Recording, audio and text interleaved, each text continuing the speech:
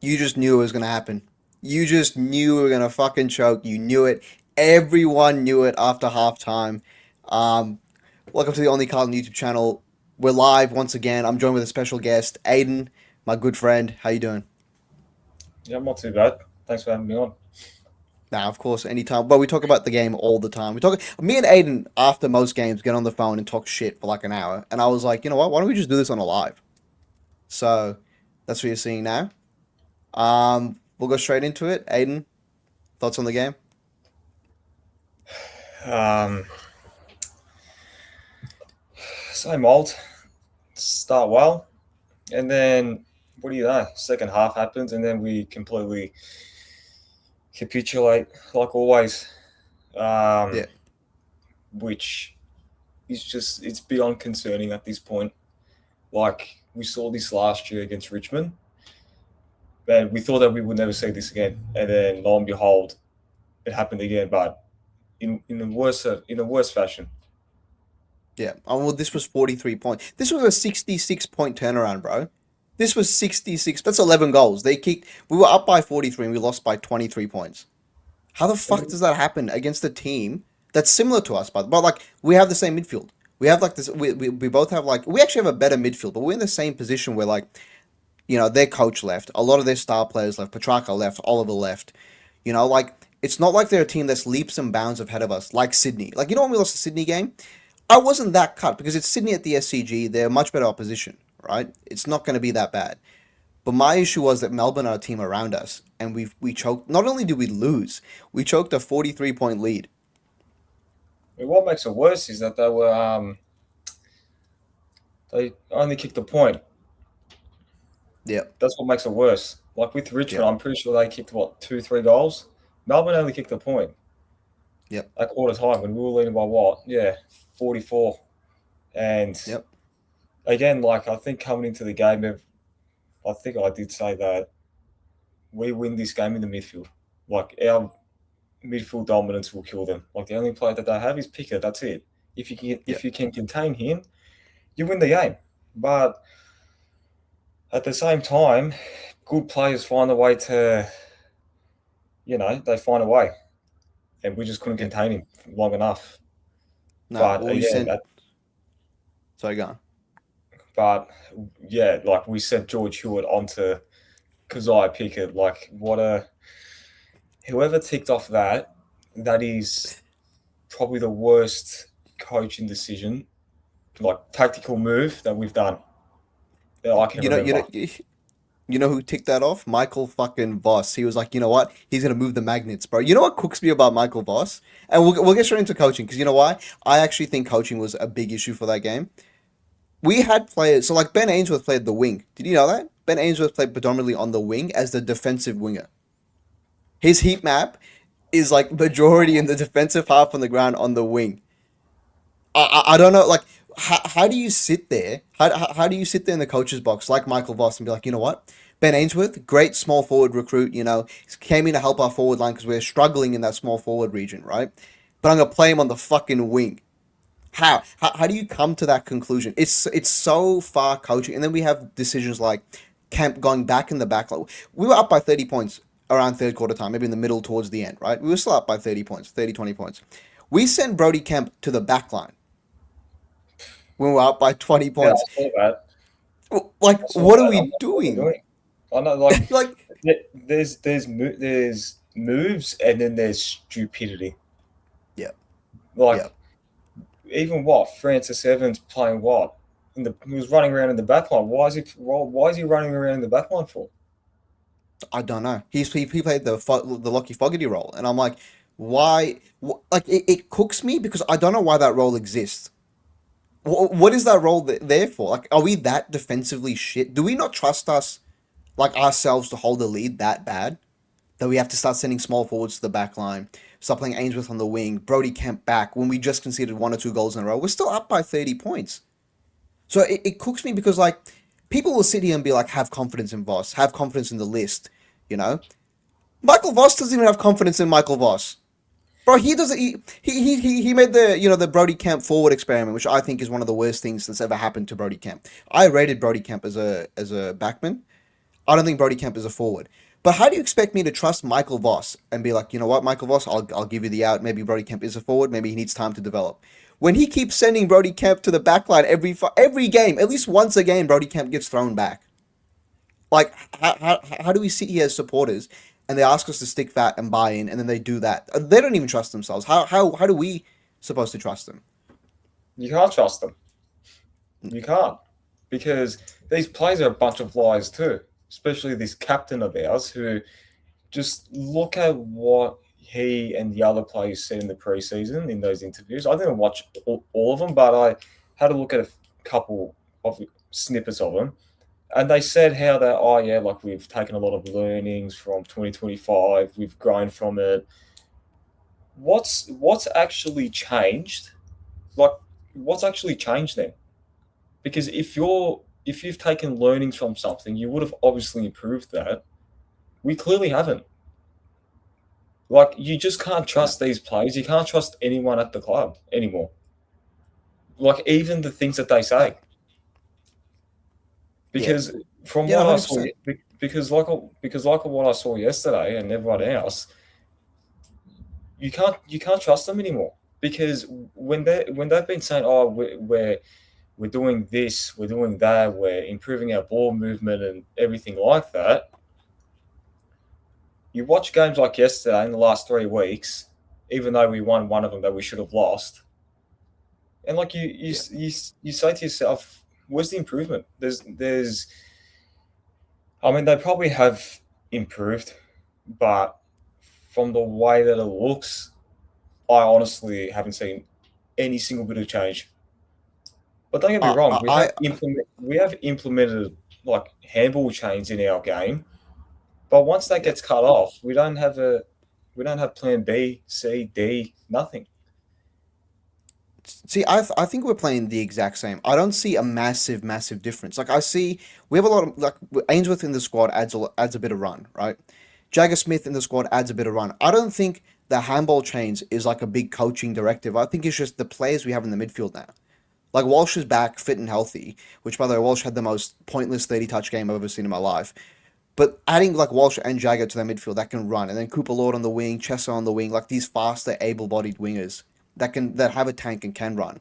I think we play faster because of them. I don't see a change in the actual game plan. Like, sure we're using handball chains. What do we do with them? Like we get to a certain point, we'll get to like from our defensive 50 to the middle of the ground, and then after that it's just chaos ball and luck. When have we seen a clean defensive transition yet with this team with handball chains, or even like just clean like coast to coast? I haven't seen him do it No, yet. no. Haven't And seen if him do it yet. So you look at teams like Collingwood, GWS, even though they're losing, and Brisbane, look at the way that they handball throughout the ground, through the D50 and all that. When I look yep, at us, exactly. it's just too. What's the word? It's predictable, but it's too safe. Yep, yep. We It's play too safe, safe. and yep. You We know why play it's safe, safe? and You know what's why it's that? safe? Because we don't have anyone, especially our leaders, and I'll put quotation marks leaders. No one really wants to own the ball. No one wants to do that hard. So everyone's happy to handball it, and that's why we have so many hospital handballs. Everyone's happy to handball it 15-meter chips, but no one wants to hit that hard kick in the corridor. No one really wants to be that kick inside 50 because we're not set up there, and no one wants to take responsibility for the game. And like, I'll put my hand up. Like Jagger did it a couple times where he didn't really take responsibility with the ball, and I was like, "Come on, Jagger, you got to do better." And then I was like, "Hang on a minute, Jagger's this is his fucking third AFL game ever." And I'm expecting the kid to like take risks. Like, bro, you could tell that's his third AFL game. Like, he's a star. He's gonna be a star. But how much can you really expect from like a what is 19 year old? How much can you expect from him when we have players like Cripps, Hewitt, Walsh that aren't stepping up at all?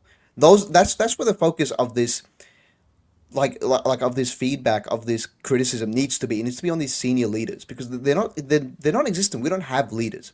I've said this before. We don't have leaders at the club. No, no way. And even the leaders that we do have, they're not leaders. No, Even, they don't know how to lead. they're not like our on-field leaders. They're not proper leaders. They're not winners. None of them are. Like, look at the three players that won the game from Melbourne yesterday: Gorn, Fritsch, and Pickett. What do them three have in common? Premiership experience. What what do ours have in common? It's a bunch of Winning wooden fucking spoons. bums, bro. Yeah. Like, there's the difference right there. Like, Yeah. when Melbourne were down by what, 30 something points at half time, Max Gawn, their captain, he took Pitternet to the cleaners, and rightly so. Like, Yeah. he was getting his own clearances. He was just toweling him up. And then you look at Cripps when we needed him the most, when there was what, 5 minutes left to go. We're still in it. We're losing by a point, but you get a couple goals and the game's effectively done. Where Yeah. was he? He had 20 touches and he was nowhere to be seen. Like, all right, in the first half he got his goal and he did well, but like, you need players like him to consistently step up. And I get that you can't overly rely on him a lot, but when your team's practically down and out, you need players like him to take it by the scruff of the neck, and he didn't. The last time that he did, he's done it. He's done it a lot of times. But don't get me wrong, he's done it a lot of times. The last time that I can remember was 2024 against Collingwood. The second time we played them, like Yeah. like fuck, we nearly won the game because of him. Yeah. But ever since that, I can't remember the last time he's actually took the game by the scruff of the neck and said, "All right, let me do it myself." You saw that from Max Yeah. Gawn yesterday. You saw that from Pickett. Yep. Yep. I feel like Cripps, he tries to. He tries to take the game by the scruff of the neck, but then he's not. The game's moved past midfielders like that. You can't. Midfielders like that can't go forward. So like a perfect example is Bont, right? Bont's a little quicker than Cripps, but Cripps is stronger, right? Bontempelli can go forward and kick a couple goals a game. Cripps doesn't have that in his arsenal. I don't know if he's not capable or if we're just not letting him go forward because he kicked a goal on the weekend. He kicked a goal yesterday, but like he Yeah. doesn't really impact the scoreboard. And you look at the best players in the game right now. It's players like Dacos, like Naz, like Jagger in the future. Like these smaller bodied midfielders that are zippy and can have great ball use. That's the future of this game. If you really want to impact and take games by the scruff of the neck, it's players like that do it. We don't have a player like that. And when I see Cripps trying to take on 4 or 5 people, like you saw it in the third quarter, bro. Like when he got pinged for holding the ball 3, 4 times in No, that I quarter. mean, I Like, mean, he tries to take the game on by himself, but he does it in like selfish way where if the game's tight, he just gets the ball and he tries to take what 4 or 5 players on. yeah, Like, yeah. you can't do that. No, it says a lot about his trust in the midfield as well. Like he does Yeah, not trust anyone there. Like you can't no, tell me like Cripps sees Hewitt or like Jagger or Walsh. He's like, you know what? I trust them to like give him the handball receive. Let me do it myself. Like, hmm, yeah, like as I said, like whenever the game's close and tight, if we need a goal, yeah, he tries, but it's selfishness. It's like yeah, that. If he has a player next to him that's free, he just decides, nah, fuck it, I'm gonna go through 4 or 5 people and then smash it forward and hope for someone to get it. yeah, That's not yeah. that And you like, can't. That's not your leader. I said it to someone yesterday. If that was the Bulldogs, Bontempelli would 100%. He would not let them lose that. No way. yeah, If not the at all. Bulldogs were down by a point with 5 minutes left to go, I can guarantee you now that guy would have in 5 minutes won them the game. And you saw that last week against Adelaide. Yeah, 100%. I feel like I don't want to blame Cripps too much because there's also leaders on the team like Wiedering and Walsh. Like I know we were at the start of the season. I was pushing big for Walsh to have the captaincy. I'm pretty sure you were as well. Walsh and Yeah, Wieders, but like I was leaning towards Walsh, and I'm looking back at it now. I don't think Walsh is captain material. Not after that game. I know he got 30 touches, but that was one of the worst 30 touch games I've ever seen in my life. Like, I'll sit here and I'm a big, like, I criticize Harry Sheezel a lot because the Sheezy ball thing, cheap touches, right? But I can't sit here in good faith and give Sheezel shit and then say, oh no, Sam Walsh played a good game. Sam Walsh had around, what, 30, 31 touches and had maybe 5, 6 score involvements. You got to be doing more than that. You can't, 31 touches in the middle of the ground in a heavily contested midfield game. Bro, the contested possessions were even. We lost the clearances. You need to step up there and provide that run and carry. And if all you're doing is He really didn't just get dump tagged kicking as it well. long, yeah. He didn't get tagged. And if yeah, and if Then like all you're doing is just you're running, expecting you're expecting a guy sorry, like him go to step up as well, who just signed what a near 8 on years, 10 million bro. deal, 8 years, 10 million, whatever it's called. I forgot Like about that. if he's not captain material, and neither is Wiedering, who is? Wiedering's been off. Wiedering's been so off. I gave him the out of like, maybe his ribs still hurt, maybe he's still injured because fractured ribs take a while to heal. Though it's been less than a month. I think it's just been over a month now since he was injured in the state of origin, and you can give him the out and you can be like, he's injured, he's playing hurt, but after 3 weeks, bro, you can't have that excuse anymore. I don't care if you're injured. If you're really that hurt and it's detrimental to the club, Then when does don't the play. tough guy act? Yeah, when does the tough guy act start becoming detrimental to the club? Because Cripps used to do it. Cripps used to But play then hurt, and he again, would play like dog shit. and then again, comes to my point, as I said before, selfish. You're all selfish. Yeah, Like Cripps, what I think, as you said, he used to play hurt. Why? Because again, like there's no trust within these players. There's no trust within these players because if they're no. hurt, they don't trust someone below them to do their role. Like what happened to this next man up bullshit that we used to have in 2022 that worked? Like Hey, when when next man Collingwood up, when next man Col- up only works. Sorry, next man up only works when you have a good coach with a good system in place. Because then it's next man up. We have the worst coach in the AFL. Sorry, continue. like when Darcy Moore and Jeremy Howe don't play for Collingwood, they got full faith and trust in players below their tier to come in and do a job. Like I can Yeah, guarantee you now, Darcy Moore's he's not going to play for the next 3 or 4 weeks.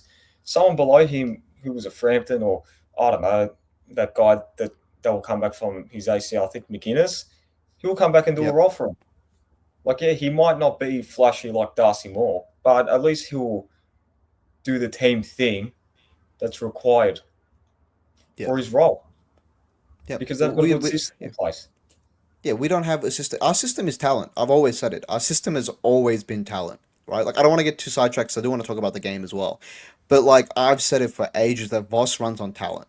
All of our success in the last 4 years has come from talent. It's all been talent driven. And I'm not saying Voss had no part in it, but it's mainly been talent. It was mainly because we had a dual Brownlow medalist in the midfield as a captain, back to back Coleman medalist Charlie Curnow, Coleman medalist Harry McKay when he was in form, Walsh winning Finals MVPs. We had Wiedering winning All Australian jackets. We had like Jack Martin was kicking 3-4 goals a game whenever he played. Like everything fell into place with talent. And now that we've lost this talent, right?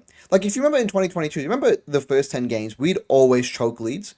Do you remember the Port Adelaide game from Yeah, 2022 when we played them? the Port Yeah, Adelaide and the Hawthorn game. Yeah, now those two games, funny enough, we were up by what 40 something points like yesterday. yep, yep. But then we just used to hold on HLV, because yeah. I remember the narrative used to be, oh, Carlton can't play 4 quarters, they can only play three. I'd love to play 3 quarters at this point. Yeah. Bro, I'd love to play consistently shit at this point so these guys can stop giving me hope. Bro, 43 Can we deep that for a second, bro? 43 points up at halftime. Yeah, but I mean, I'm not even surprised. I've seen this story before. Were you confident at halftime? Nah, I didn't even celebrate a goal in the first half. The only goals that I celebrated was Burn and Jagger's first goal. That's it. How bad is that we can be up by 43 points at halftime against a team that's similar to us? They're not crazy better than us. And we're still like, fuck, is it going to happen?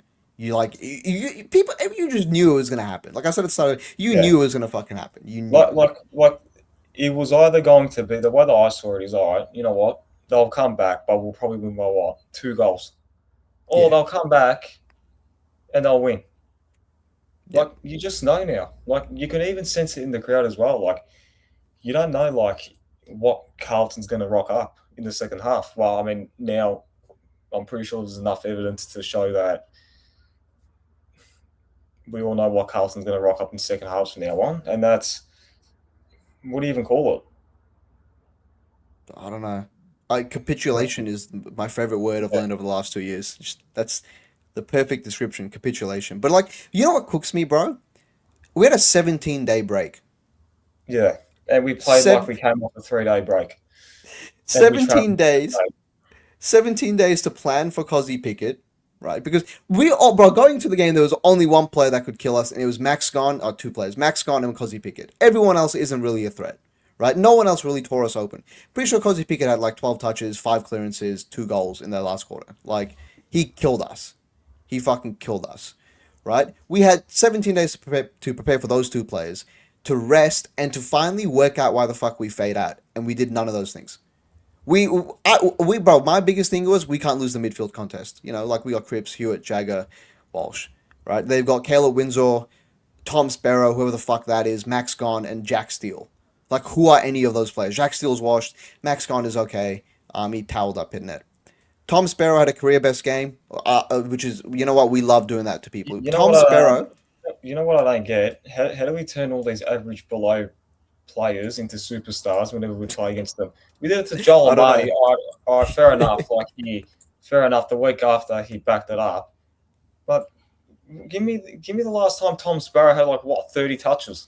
I'd Tom love to know the last time he had 30 touches. Probably not Tom even 3 years ago. Tom Sparrow averages 12 disposals in his career. How the fuck did he get 30 touches then yesterday? I When you don't had know. midfield there. We love doing it. We do, Tom Sparrow, Ben Keys is another one that we just love making look Oh, great. we versed that guy in 2 weeks' time as well. Oh, He's done nothing for 2 weeks. He hasn't even done anything for the whole year. I don't think. Has he even kicked a goal so far? so I don't know, bro. I'm too busy preoccupied with Carlton, bro. I'm not even watching other teams anymore. I think he's kicked what? I think a goal per game. Come 2 weeks, he'll kick four. Kick a fucking bag on us. Like, it's so obvious. There's a comment I want to highlight here. I want to get your thoughts on this. Ollie Holland should be never given the ball. Greatest turnover play I've ever seen. What'd you make of Holland's game? Um, I mean, he's a winger, so you need to think about how much he's actually running up and down, which can affect his foot disposal. But again, if he's got no pressure around him and if he's missing targets with like 20 meters right in front of him with no pressure, then that's not good enough. I didn't think he was great. Yes, I thought his brother was really good. A lot. His brother Yeah. probably had his brother probably had what his best game in probably since In a while. 2024. No, Yeah, not even July last year. Since the S in the game in 24. That's what I remember. Also, just quick shout out. We got Andy from the fucking Monday Blues in the chat. Shout out the Monday Blues. What a legend. Bro, like, yeah, Elijah's will be our best on ground. Look, one of the few positives of the game that I saw was Elijah Holland's back in form because we needed that. He had 2 goals, 25 touches, and then the kids. So, in like my eyes, bro, I'm not sure if you're gonna agree with this. Matt Carroll was one of our best on ground. He was all right. Matt Carroll to me was the only one out there that wanted to take responsibility, wanted to take the game on, and actually kick, like actually hit the hard kicks. Everyone else was just hospital handballing, panic handballing. It's just thing, and it leads me back to Ollie Hollands. We played him at half back. I am 99% sure Why? he played the majority. Again, why is Yeah, that? Why is he that little why is he that distributor in our backline? Like, I don't know. we know that he's not a great kick, but why is he taking kickouts? Why is he the outlet? Why is he? How do I say why is he our number one target going outside of D50? Like, do you notice that whenever we're going out of our D50, we always give it to him? He's Yep. not really a great kick. So why would you give it to a player that's not a great kick and expect them to hit a target when most of the I time he turns the ball over? Like, wouldn't you give that to Florent, You who's a think that's decent what kick? Foreign is there for? Yeah, but like it goes back to just misusing players. It goes back to Ainsworth playing like on the wing. Ainsworth playing a defensive wing. Like Frankie Evans playing a defensive small forward. Like we're missing. Like I feel like Voss and Pommy said this before. I feel like Voss is picking the 23 best players by name. You played FIFA, right? You know when you just pick like your best players and you play like Mbappe at CDM, right? Just to have him in the Doesn't squad. work. Doesn't work. Like it's a great name. It doesn't actually work though. Like Yeah. I feel like that's what he's doing. Like he doesn't want to drop his favorite. He doesn't want to drop Hewitt, who he needs to be dropped. No. Like, the other thing is with him is that he said something. I think he said it to Gary Lyon. I don't know. I don't. I need to go and look back at it. But he said something about playing plays in their proper positions. Yep. Like so far, I've been seeing Ollie Holland's a halfback, Kemp in the back line, Evans playing what in the back line at times, like Yeah. Ainsworth on the wing. Like, what are you doing? Don't know. Like I don't again, know.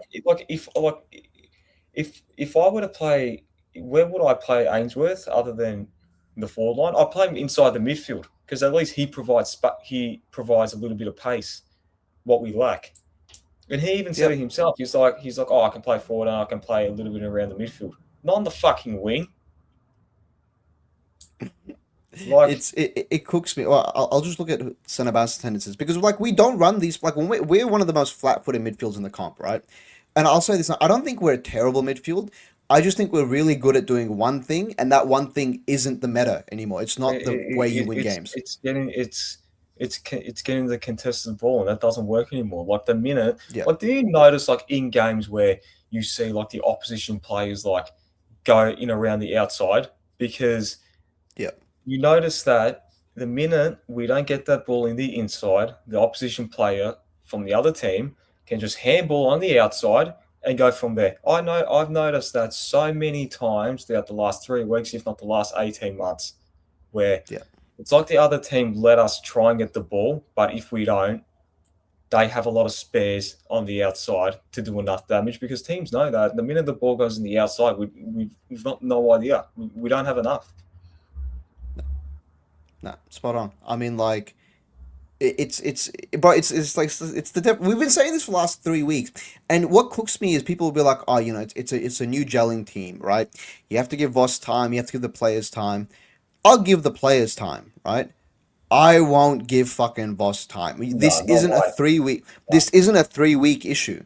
It's a This it's is a 5 year issue, and it goes back to 2022. Like I mentioned before, Port Adelaide and Hawthorn. Just look at those two games and look at the similarities that there is between those two games and what we've seen over the last year when it comes yeah, to our first halves and our second halves. yeah, Those two games, people say, "Oh, Collingwood." They got us out of finals. Well, no, they didn't. Like if we're talking about percentage wise, those two games specifically killed us from making the finals yeah, that year. yeah, And look, like I think I said it to Terry that the way that we play that was beneficial for around 2020 to 2023. That's it. That's why you saw Melbourne win the flag and all yeah, these other contested teams like Port Adelaide be around there. But after that, like teams have evolved and teams have changed. Like teams like Hawthorn have drafted players are, that are beneficial for you know the modern game where it's more run, it's more speed. We we're too late. Like we're no, recruiting these players now, but it's too late now. it is. Do you think that we have to blow this list up now, or so? Like, I'll bring something up to you, right? We have 20 players out of contract this year. So the list we have now is it's going to be completely different to the list we have contending, right? It's not going to be the same at all. Where, uh, how many players do you think actually stay for our next premiership, whenever it may be? Because there won't be any of these players over 25, 26. I think maybe Walsh will be there, but like Wiedering, Cripps, bro, the majority of our list will be gone. Um, you probably have to read me the names because there's a lot. Yeah, yeah. Yeah, I'll see if I can get but it up. But like, the th- I don't. We're not. You can't blow a list up. You can't do what we did 10 years ago because look what happened. Look how long it took, and it costed us yeah, what? It costed us a few years. So you can't blow the thing up, but you can obviously change and get rid of players that aren't doing well. Now I'm sure the players that you're going to see now, and you're probably going to give to me, probably majority of them won't stay. yeah, Now, is that blowing up the whole list? I don't think so. But at the end of the day, you kind of need to trade big players that have been a part of this team as well. Yeah. Because No, I for sure. think I'm not saying that I want him to go. Look, absolutely not. Like I want him to stay. I want him to be a one club player. But I think the moment we move on is when Cripps is Calls it. retired Yeah. or yeah. Because I think we've been so fixated on him because the whole narrative with him has been Cripps, Cripps, Cripps. We need to win because of Cripps. Like if like we need to do this for Cripps and like remember in 2023 when we were on that miracle run, what was the one thing people said? We need to do it for Cripps. We need to make finals because I just want to see Cripps play in a final, just one. I don't care if we lose by 10 goals. I just want to see him playing one. Yeah. Like Yeah. we are so overly reliant on him. It's like that he's the second coming of fucking Jesus Christ. That's what we've turned the guy into. To be fair, he was that good. And like Yeah, I'll no, always have a don't soft get spot me for wrong. Cripps. Don't Yeah. get me wrong. Like I'd do anything for him to win the flag. I'd sacrifice Yeah. everything for him to be there amongst best players in the league and best players that play for the club. But at the same time, again, like you can't be overly reliant on him, on players No, like him. yeah, no, not anymore. Like it's like the savior mindset that we all have. Like all the supporters have it. And I don't even blame them because Patrick Cripps has carried this club for the better part of fucking 13 years, bro. 13 years he's been here. He's He's closing on to his fourth. his third game. I can't remember, but I think it was his second year. I'm pretty Yeah, sure what's his name. A commentator. I think it was against Adelaide in 2015 when Judd did his fucking knee, which I hate thinking yeah, about. Um, I think a commentator said something like, "Oh, Patrick Cripps, Carlton's new hope." Like, yeah, and then what's happened after that? Like ever since he was yeah, what 19, 20, yeah. I he's mean, had he got the to captaincy at live with the 22, 23. yeah, he's had to live with the weight of the club's shoulders for that long. And I mean, look, I wouldn't have blamed him if he left. I would have plucked him Nah, off.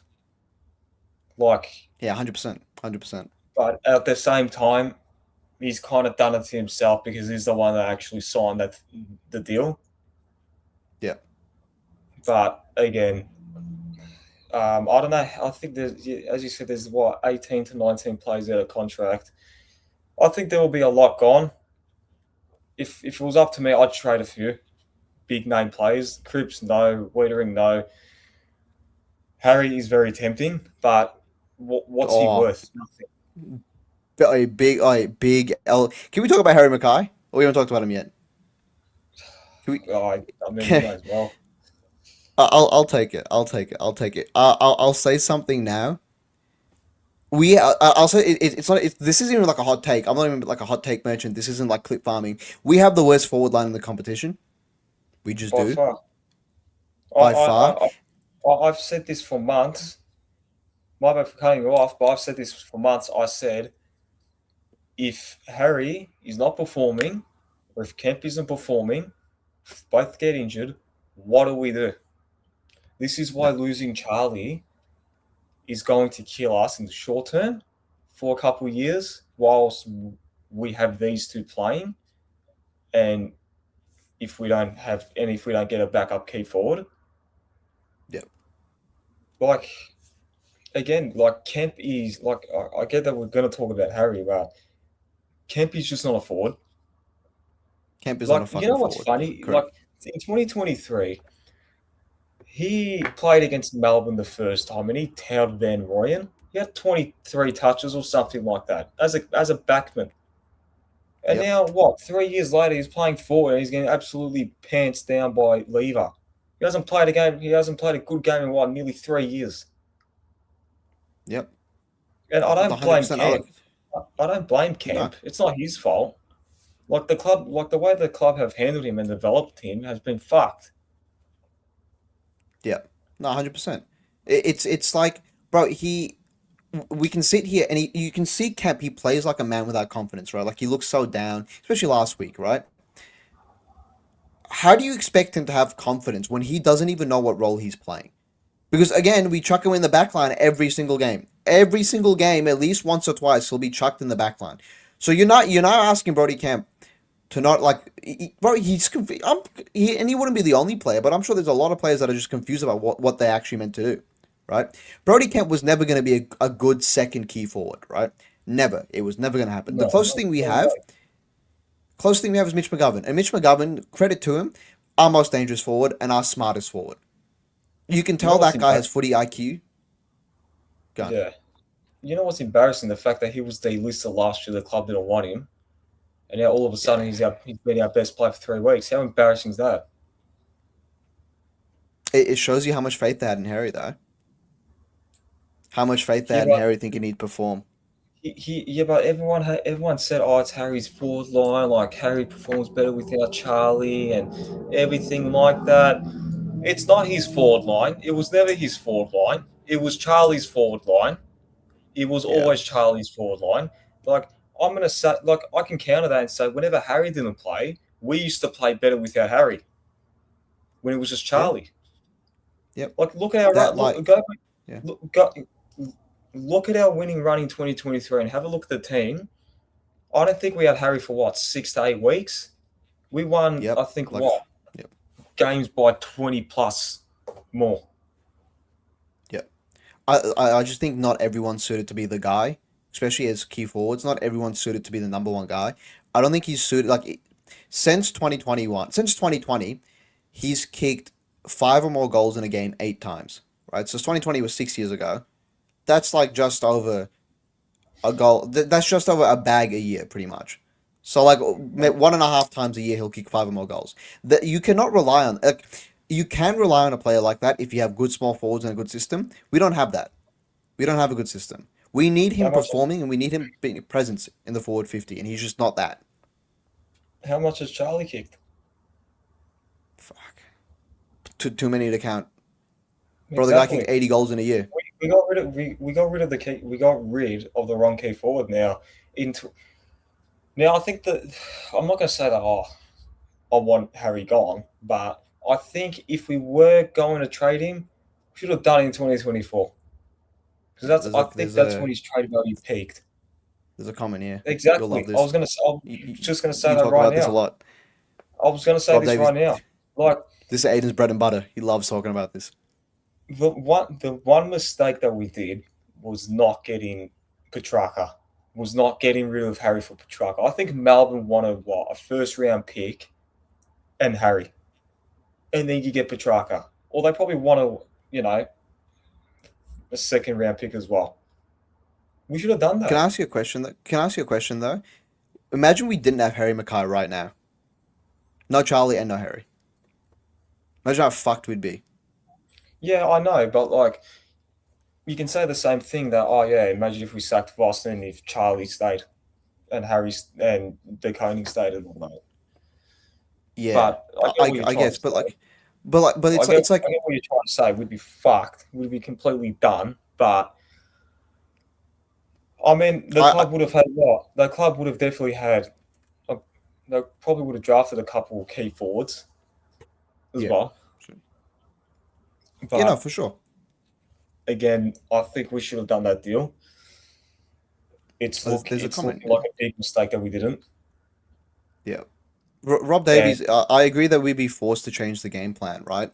But like we should be forced to change the game plan this year too. But we're just not. We just haven't done it. It's still no, as soon as the it's the pressure same comes, we thing. still just kick it down the line. But like It's the now, same and thing. even like Mackay hasn't really adjusted either. He's still up the ground. He hasn't adjusted to being the main key forward. So I don't trust the coaching aspect of this team. And like to go back to Petrarca, like I understand what you're saying, and in hindsight, I agree. Bro, I'd prefer Petrarca at the club right now than Harry Mackay. But like in hindsight, that's with hindsight. Off 2024, Mackay just kicked 50 goals in the year. Like he was up there with Kerner. So I don't think like I wouldn't have taken that trade.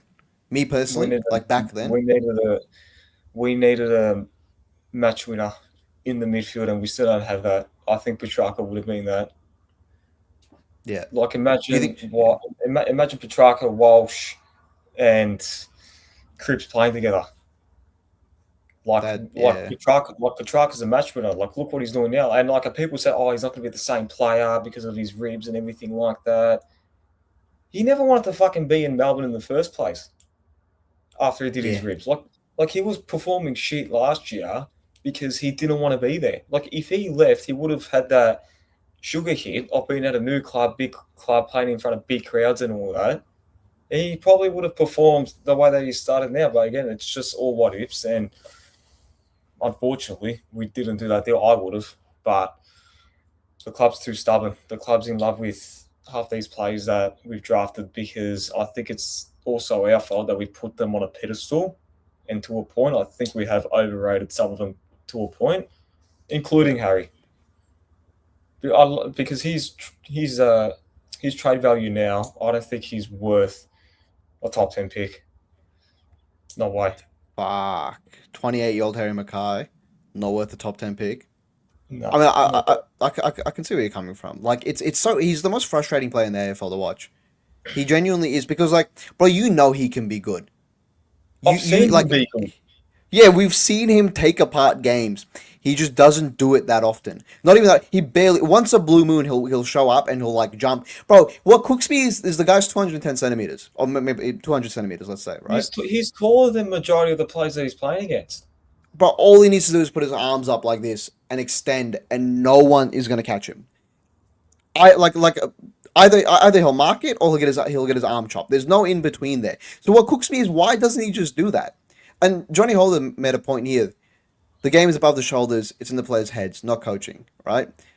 I 100% agree that with McKay, it's a mental problem. Shout out Pommy in the chat. He's making me laugh. I need to turn off the chat. It's a mental problem with McKay, like because he's the most confidence based, and it's a direct reflection on our club. He's the most confidence based player in the AFL. If McKay, and how many times have we seen McKay when he kicks that first goal, when he kicks his first set shot, he's on fire, like he's on for the rest of the game. But if he misses his first couple, bro, he's nowhere to be found. Like you can see his confidence take a hit, and that's like us with all of our players. Like we're a momentum team, right? Like we'll start doing well, but as soon as the pressure comes, we know it to be found. So, but like my question is that how do you fix mental problems with McKay? And can you even fix it, bro? If he's 28, 29, is it too late? Can you fix it with all of them? It's not just him. That's very true. But I feel like a lot of like for me, McKay was our most important player coming into the year. Yeah, and that probably took a lot of weight on his shoulders too. Yeah, yeah, because he knew it as well. Having to know the fact that okay, like his mate won't be next to him, Yeah. so everything's on him now. And you know what? I think Charlie made him look good to a point as well. Yeah, I said it before. I think not everyone's made to be a number one, and having support around you, like a Charlie Kerner, who's a superstar. He's a insane athlete. He's a freak athlete, bro. He's probably the best athlete in the AFL, right? Having someone like that draws the defenders to them and lets you go out the back and have like clean one on ones does wonders for you. Because if you have that and then it goes, you'll miss it, and you don't know what you have until you miss it, right? Until it's gone. So I think he's dealing with that as well. Look, I want to be mindful there's only 3 rounds in, but at the same time, he has played against a really poor Richmond side and a Jake Lever who's past his prime. Like, I don't rate Jake Lever. Like, these are games he needs to be, like, taking apart And he hasn't. He can't. He's not that guy. He's anymore. he's not he's not that You guy. reckon, you reckon he He's doesn't just have not it in that him guy. anymore at all? You reckon he doesn't have that in him at all anymore? So, do you think the best is behind I Mackay? think it's somewhere in him. Whether a new coach can get that out of him or not, I don't know. You know what Probably. can get that out of him? A Taylor Swift album. Shout out Taylor Swift. Please drop another album, please. Please drop one every day. Yeah, probably. This is an interesting comment. Richmond supporter here. Shout out. Thank you for being here, bro. You boys should look at what Richmond did at the end of 2016 regarding the mental game. I've done a lot of research in this space. And I'm very fascinated by the mental game of the Blues. Um, there you go. I mean, like Didn't it's Richmond get one of the best psychologists in the world or something like that? They got someone in, and then she just fixed those players up in 5 minutes. Who's our fucking club psychologist? but it's not just a psychologist. When did Richmond get in Brendan Gale? because that he was a massive I part think of those what 10, flags. I think what 15 years ago. Yes, but like how far away if he can if Roy in the chat can answer. When did you get Brendan Gale in? Because I know he was a massive part to those flags, right? We don't have a stable board, and I don't want to get too much into the board, but like our board is in shambles. Our coaching staff is in shambles. Like just now we got in a decent head of football, 2010. There you go. So since 2010. Like just now we really got the club well together. Because like bro, I had a football before now was Brad Lloyd. Oh fuck. Fucking for 8 years, Brad Lloyd. I've heard Chris Davies speak more to me personally than I have Brad Lloyd speak in general for the last 10 years. I know. The, the, there's nothing to say about that guy. He, how we stayed, how we lasted that review, I could never understand. And now you have his brother Matthew Lloyd, just keeps constantly talking about Carlton. But when his brother was in charge of the club as a footy director or whatever it is, he didn't say boo. Not a Yep. word. Not a bad thing about Carlton. Yep. But going back to the fade outs and everything like that, it's all mental. And it comes down to, again, it's psychological. Who's our club psychologist? Do we even have one? Like Club I like psychology. like I know someone that's studying psychology. I'll literally tell her to go there. She'll fix them up in 5 minutes. That's it. But at the same time, whoever's our club psychologist, clearly, whatever they've implemented for this team to do in order to get rid of these brain fades, all these fade outs, it's not working. And Terry No. even said it last night. He's like, they have probably implemented something, but it's probably not working. Yep. Like Yep. like the thing that I don't get is they know the issue, they know what the problem is. So how in 6 to 8 months of a preseason have you still not figured out a solution to fix it? Because last year Wiedering said, "Oh, it's mental toughness, it's in the head, and it's all mental." Why are they saying the same thing now? It's but everyone in the league knows our problem. Like there's a quote from Bailey's Fritch, but did you hear what he said? Nah. No. Switch the topic. I'm gonna get the exact quote up, and we're gonna react to it. All right. Just there's a comment here, Petra Khan. Club is aware of the disconnect between management and the members. Right. I don't think that has anything to do with on-field performance. What does it have to do with the players fading out at halftime? Because the club knows what the issue is. Everyone in the league knows what the issue. My mum, who doesn't watch football, bro, I took her to her first AFL game. It was the Richmond game, and she knew what was wrong with the club. She's like, they're just a bunch of bitches. Like they're not mentally strong. They're not, they just fade out. They don't play for each other. And I'm like, you watched footy for 2 hours and you've picked apart our team perfectly. That is all of our issues there. Yeah, Everyone knows what it is. this girl that I've been, like on like this girl that I've been, speaking to or whatever, she's like to me, change clubs. I'm like, no, I'm seriously fucking considering it now. I'm not even kidding. Like, Nah, we never like do that. again, I'm slightly considering it, but I think I think I said to Pommy, what was it yesterday, that Good Friday is our equivalent to a Watford United 4-0 from happening in 2021. And we all know what Yeah. happened to Solskjaer. He got sacked, and we all know what happened that throughout that season. There was a lot of disconnect within the playing group.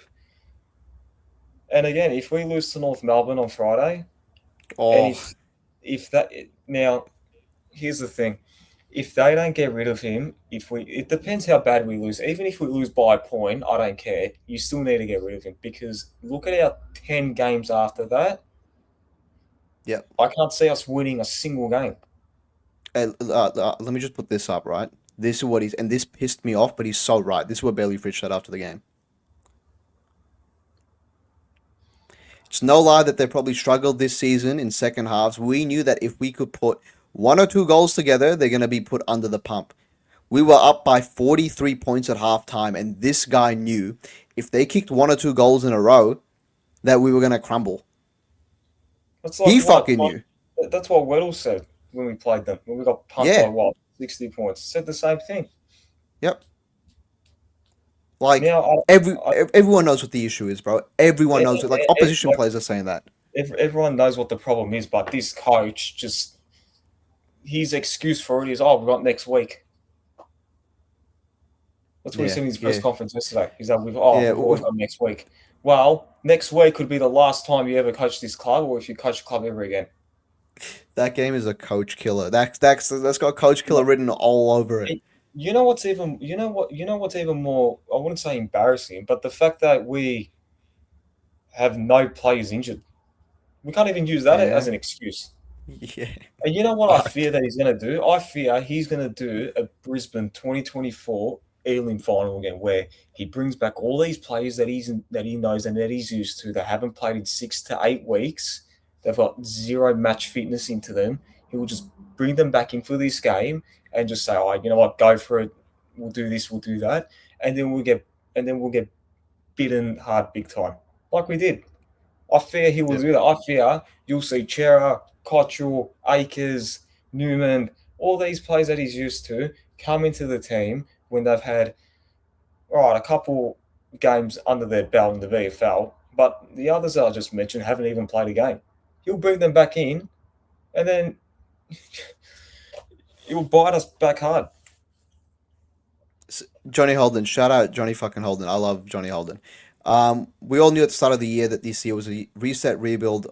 On field, we all knew we were going to struggle. Yet you'll lose your shit, bro. I was big in the first couple of weeks where I was like, bro, this is where we're at, right? This is where we're at as a club. You know, we're one goal better side than Richmond. Blah blah blah. I I agree with what you're saying that we didn't have high expectations going into the year, right? You look at my ladder prediction on Instagram. I had us finishing 13th to 12th, and maybe even 14th, right? Somewhere around there. My issue is that there's no, and all I wanted from this year was just gradual change, right? Gradual, small, incremental change. That hasn't happened. We look the exact same club as the last 18 months.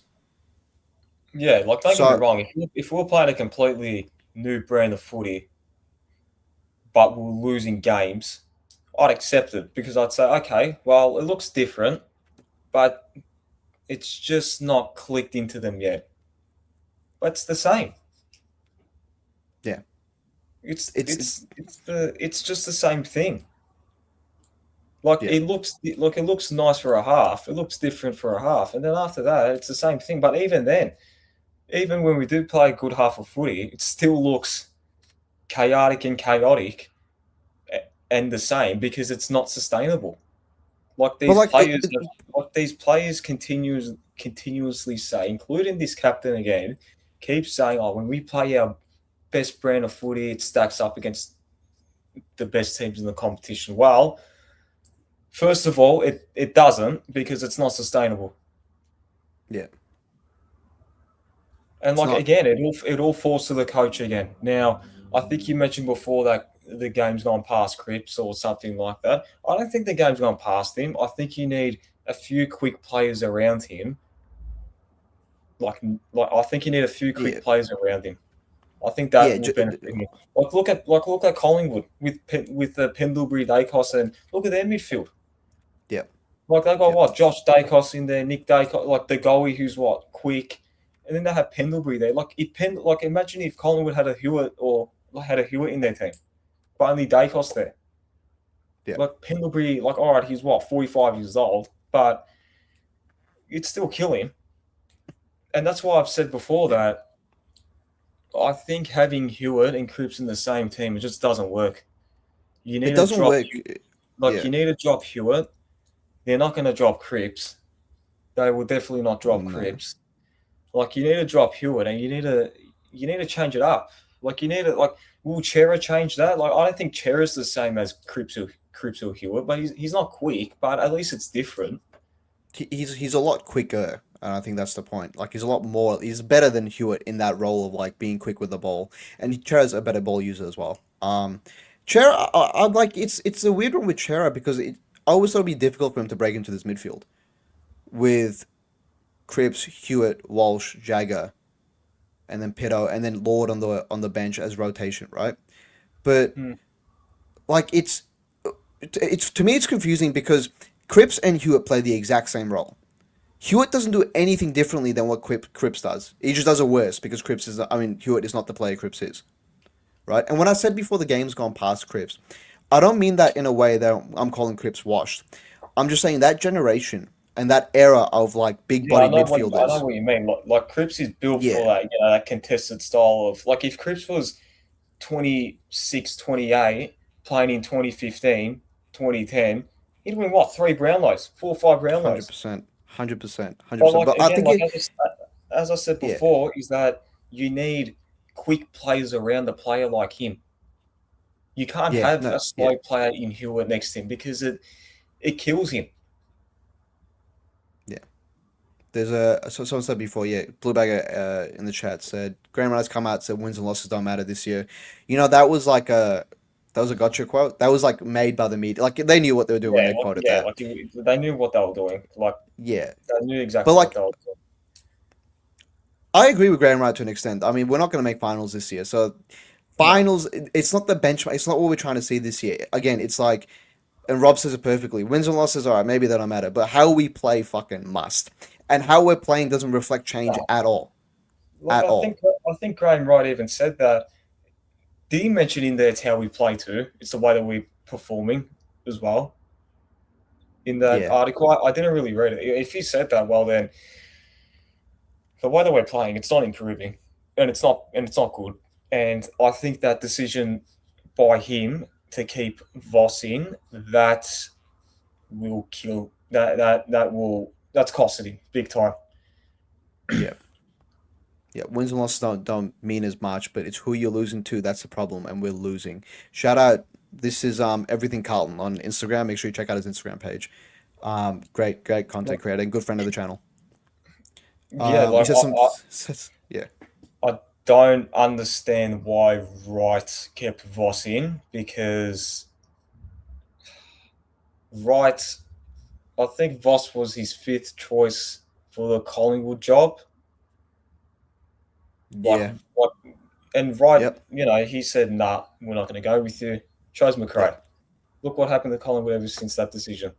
So it doesn't really make sense to me as to why Wright, who who's been there, who has seen how we play in a year and how the footy operations are held, and how he thinks that changing the assistants, changing the players will somehow make Voss coach better.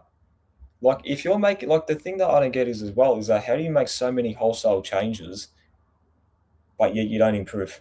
Like I get it's not going to click, but it comes back to the head of the comes back to the coach who's in charge of Well, the whole. if you look at Melbourne, Melbourne have also had a lot of change this year, but the difference Exactly. is they They changed changed their the head coach. coach. Yeah, we They didn't change changed our head the head coach. coach. No, we Yep. didn't do that. And look who the head coach is. Where did he come from? No, Like no, who no. is he?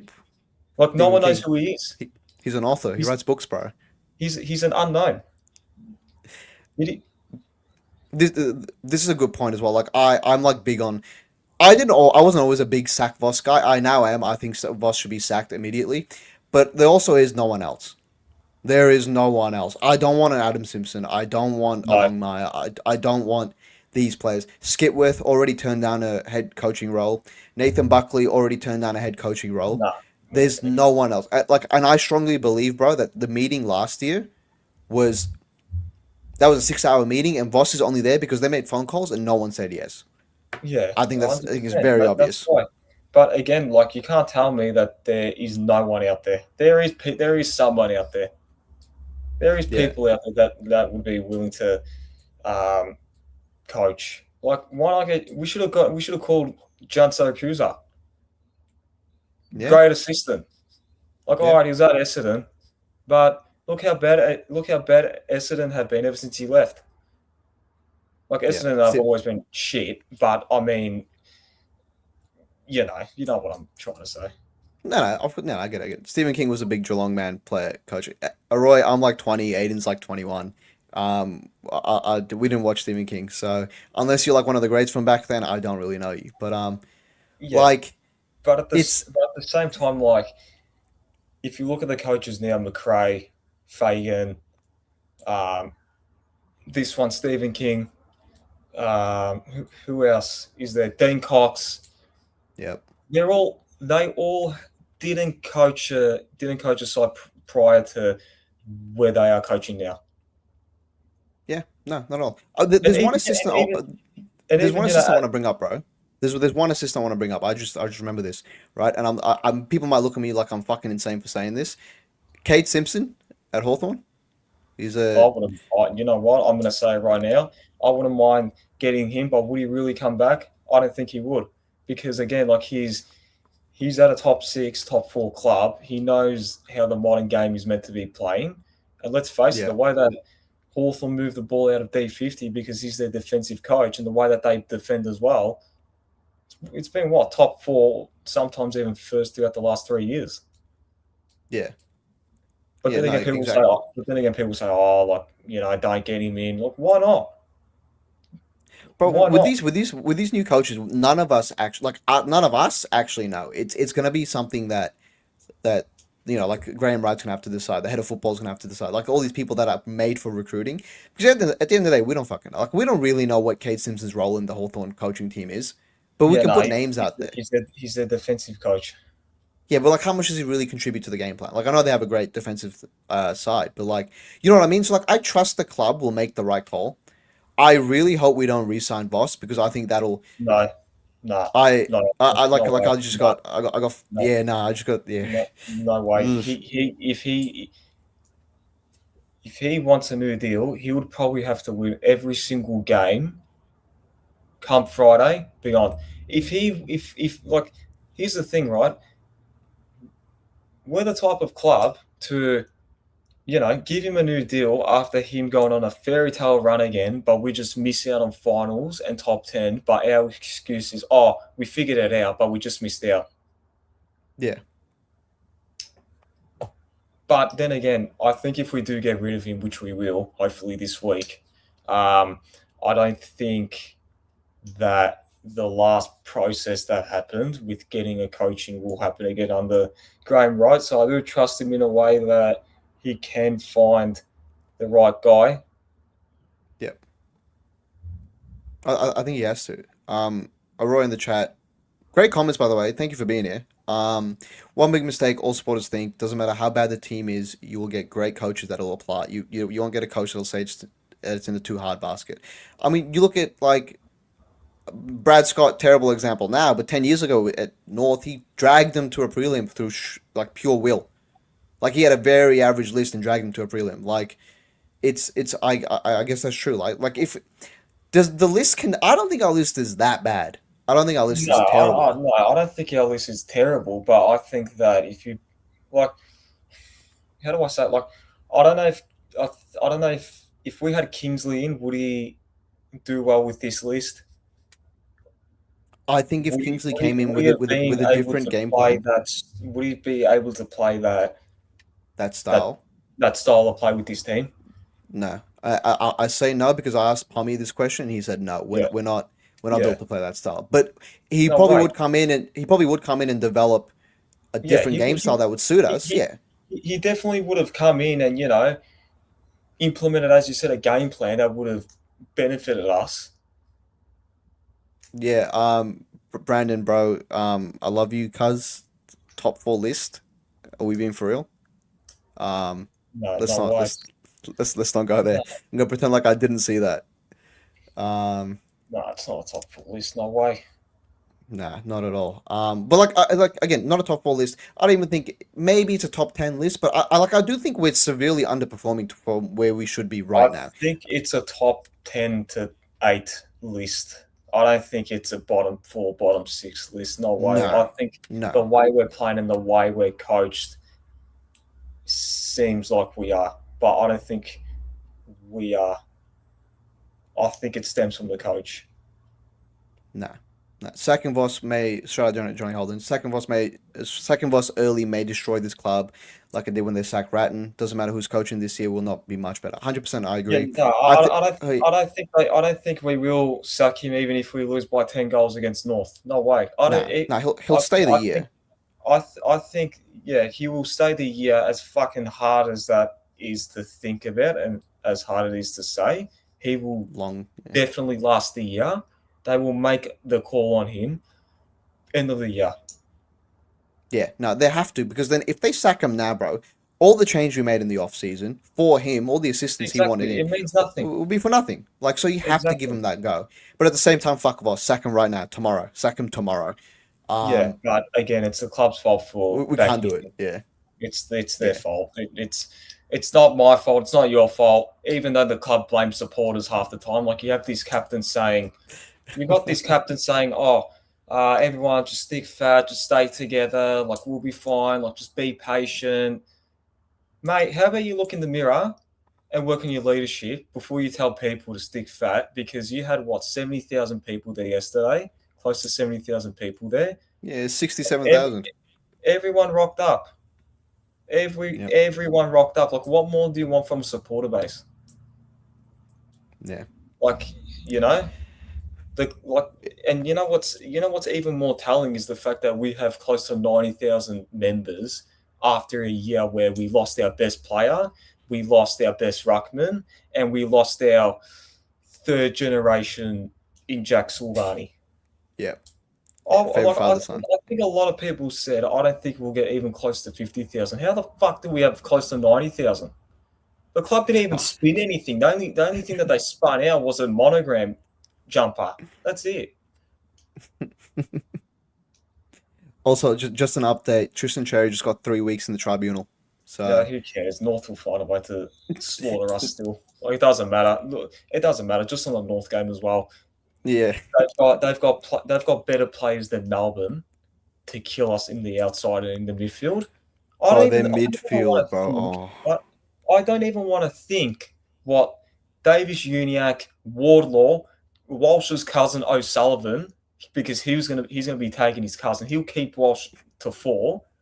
If he can keep yeah, Merritt to 10, he'll keep Walsh to 4. Who else? Harry Shees will have what 600 touches and 70 million meters gained. yeah. Larky kicked 7 on Paul Waitering Curtis will. in Paul Curtis will kick. 2021. Yeah. Imagine what Larky will kick on Waitering now. Paul Curtis will turn Paul into fucking Eddie Betts. Toby Pink's gonna lock up Harry McKay like it was Charlie last year. Like, Fucking Tom Lemires is gonna kick 5 goals on us as a halfback. It's who's so this? over, bro. And this Trembath that I've never fucking heard of in my life. Cooper Trembath, shout out. He's my mate. Hey, watch your mouth. He's my mate. He's my mate. Yeah, but Good friend of the channel. He'll kick 6. He fucking Like, will. like North aren't even a bad team. Like, they've got a pretty good team. Well, they are good, bro. Their forward line scares the shit out of me. Their midfield scares the shit out of me. The only lacking part they have is the back line, in my eyes. But But even then, like we'll turn their our back. forward line shit. We'll Yeah, but turn our their forward line back line. shit. Yeah. We'll turn their back line into Geelong 2007 with the way that we distribute the thing inside the forward line. Like, go back to yesterday and look at how we kick the fucking ball inside 50. Yeah. We're gonna make what's his name? What's the other guy's name that they have? That's not Toby Pink. Charlie Comden. Charlie Comden. We'll turn him Yeah. into fucking sauce. We're gonna turn fucking CCJ into the greatest fucking ruckman forward of all time. Jack Darling's gonna come in and kick 6 goals on us. He's gonna run There down, you go. tackle And Adam then Chera again. Luke Parker will have 40 and 5, and Yeah, yeah. And then I'm gonna get a fucking message from Kanga TV, and she's gonna be like, "Carlton fucking suck." And then I'm gonna like genuinely that'll be the worst day of my life, wholeheartedly. No, like I've said this before. Like North are my grand final. Like I don't want to lose against them, and we're losing against them hard. Caleb Daniels a bum. Harry in the chat. I don't want to talk about him. So no, we hey, this game is their most important game of the year because they haven't won this game in what 8 years or something like that, and throughout the last 6 years, I think they've had a losing margin of 60 plus. yeah, They'll regain that this week. before us in 2024, they used to play the Bulldogs in Good Friday, so they used to get pumped by them. And then we started playing them, and then they said, bro, last time we played on Good Friday, we pumped them by 80. So Luke Yeah, Parker as well, yeah. that was last year too. That was last year as well. But again, I think you need your leaders to step up this week. There's no hiding. Cripps, if you're that Nah, two-time Brownlow medalist that we know that you are and that champion, you need to step up. Walsh, if you're this 10 million 8-year play guy, you need to fucking not worry about your cousin for a moment and run into him come Friday. Harry, yeah. like, these players need to step up. They have to, because let's face it, this is the most important game of Voss's coaching career. It is. Like, I know it is. I know it is, but I didn't think we'd be in this position, bro, 4 weeks into the fucking year that we're like, calling North Melbourne a must-win game.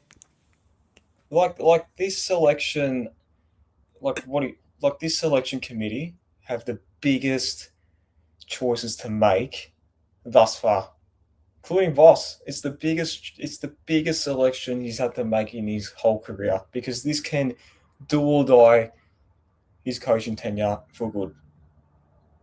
Yeah, And bro. like again, if we lose Friday, Adelaide, Can we? Collingwood, Can we? Brisbane, yeah, bring it up, and then I'll be brutally honest and tell you how much we'll win. I don't. For my mental sake and yours, I'm not bringing up our next 10 games, but I have gone through them, and Just bring it up. yeah. Uh, I'm not doing that, bro. We're gonna wrap up the video soon because I am losing my mind. I was in a good mood, bro, until you brought up North Melbourne, and now I'm fucking losing my mind. But Um, what if we win? If we're talking about what if we lose, but what if we win? if Great. we win, then we take the little wins because that's where we're at, bro. Like we're gonna, If like we can win that, and we'll probably lose our next six, but we just have to take that North win and be like, you know what, yeah, I the know. little moments, yeah. And then the next game, the little moments, like Taylor Burn today, like Taylor Burn yesterday was great.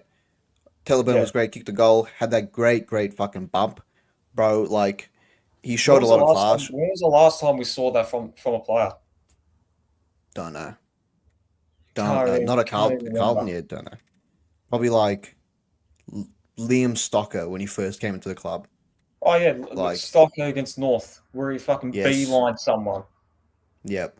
Lewis Young on North as well when he cleaned up someone. But yeah, it's happened a bit before. Look, Just on him, Lewis Young. Lewis Young. I think he's had a good start to the year. I don't think he's been bad at all. I think Yeah, I think he's done his job as best as he could. I think And Lewis Young it's has a not ceiling. it's Yeah, not his fault that our midfield can't fucking win a clearance and that the yep, whole team, not the back line, the whole team cannot defend well. So, yep. and you saw it yesterday and the week prior to that, he took so many important marks. Like he put his body on the line yesterday, I think on the fourth quarter. Like Yep. he's doing the best that he can. The Like only worry with him is that his disposal. But then again, like, what more do you want from him? I'm pretty adamant that a player like Lewis Young has his ceiling and he's hit it. You know what you're gonna get out of him at his best. You can't expect him to be a Jacob Wiedering. Like you said, he's very good defensively, does his job, but like just the ball in hand, bro. Like he starts looking around like a lost child at a shopping center. Like I make this joke all the time. But he starts looking around like this, like, And, bro, and, like, just real. and like even if we do, if I was coaching, I'd say, all right, you know what? Because the thing that we do with that guy is that every time we're coming out of D50, we tend to pass the ball to him. Why? Why do we pass the ball to him? Because we know exactly where it's going to go. It's going to go high and long down the wing. When was the last time he took that risky kick in the middle, or he's just taken a risky 3-on-3 kick? When? Can't remember. Yeah, Like, if I was coaching, I'd say, oh, you know what, Lewis, all you need to do is just punch the thing, mark it if you can, and that's it. Don't call for the ball. yeah, that's it. It's on the leaders as well though. Like Wiedering should know that he's not a good kick, so provide an option. Don't kick it to him. Like, you know what I mean? Like play players for their strength, but we just don't. Like again, it goes back. Leaders aren't leaders. Coaches aren't No, coaches. Players aren't players. Supporters aren't real supporters because we don't like the club. Or we criticize the club. It's all just one big blame game, and everyone's at fault. So, Aiden, thank you very much for coming on. That so, was a pretty good therapy session. I feel a little bit better letting that out after a terrible loss. Fuck that loss, bro. That loss was worse than the Richmond loss for me. no, yeah, by far. Yeah. I walked, 3 laps around the MCG and sat on the bench right now. All right. But again, chat. Thank you for being here. Thank you everyone that tuned in, commented. Means a lot, especially early on like this. All the engagement, it means a lot. Like I recognize it. Kajuk in the chat. Love you, cuz. We know we're shit, but hey, could have been worse. Yeah, hey, could be worse. We could be Essendon right now. Our coach could be coming out and being like, "We're all gonna die someday." So can be so much worse. No, if he said Um, that, fuck. I'd say like something on here, but the channel would be taken down forever. it'd be jokes if you said that. I'd start laughing. I'd start clapping him, bro. I'd be like, sick, Michael Voss. Hopefully, we all do die someday, and hopefully, I die sooner than you, so I don't have to watch this club anymore. But again, thank you, Eden, very much. Chat, thanks for being here. Petra, Rob, Johnny Holden, Roy as well. Thank you for being here. Good insight from the opposition supporter. I'll see you guys in the next video. I'll see you for a preview of the North game, and also I recorded a review of this game. That'll be coming out as well, but that is very ranty, so just be warned. See you guys. Thank you very much. Got the daggers. Shout out Jesse Motlop, free Jesse Motlop.